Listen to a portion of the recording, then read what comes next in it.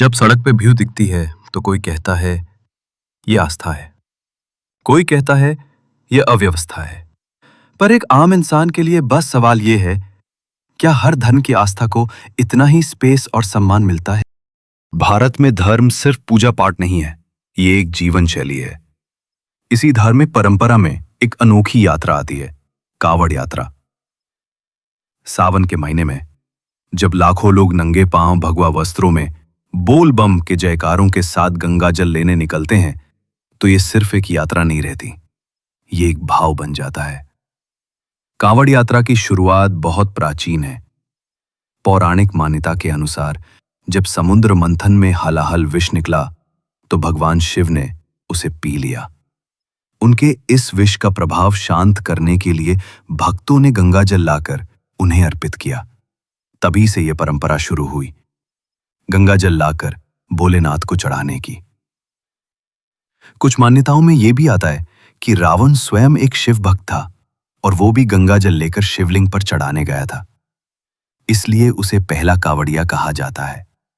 शुरुआत में यह परंपरा सीमित क्षेत्र में होती थी, खासकर उत्तर भारत के कुछ हिस्सों में, लेकिन अब ये देश भर में एक विशाल आयोजन का रूप ले चुकी है।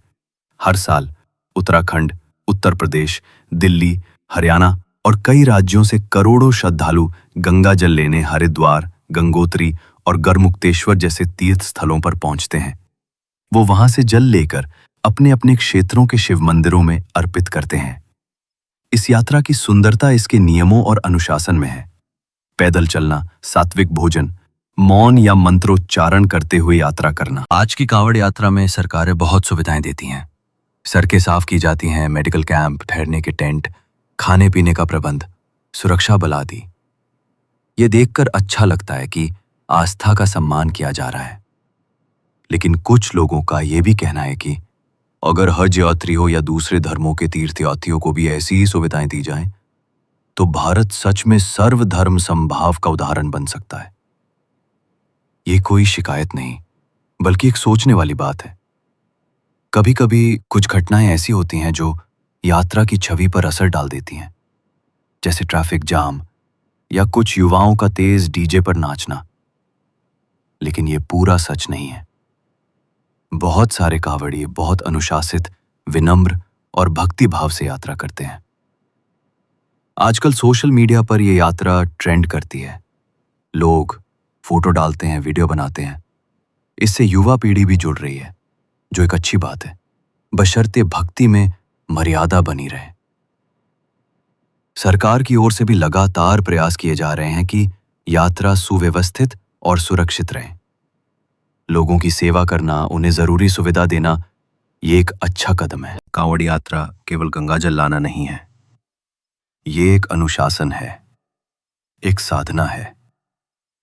श्रद्धालु नंगे पांव चलते हैं, जल को कभी जमीन पर नहीं रखते। हर कांवड़ विशेष रूप से संतुलन में बनाई जाती है। दो तरफ डोल लगे होते हैं, जिन्हें कंधे पर रखकर भक्त चलते हैं। पूरे रास्ते सात्विक भोजन, संयम और मंत्र जाप करते हुए यात्रा की जाती है। कई लोग मौन व्रत रखते हैं, तो कई डाक कांवड़ के रूप में दौड़कर जल पहुंचाते हैं। इस यात्रा की खूबसूरती इसी साधना में है। जो श्रद्धालु इसे सच्चे भाव से निभाते हैं, उनका समर्पण देखकर मन भावुक हो जाता है। हाँ, कभी कभी यात्रा में कुछ उत्साही युवा अपने जोश में डीजे, बाइक स्टंट या शोरगुल कर बैठते हैं। लेकिन हमें यह समझना चाहिए कि वो पूरी यात्रा का प्रतिबिंब नहीं होते।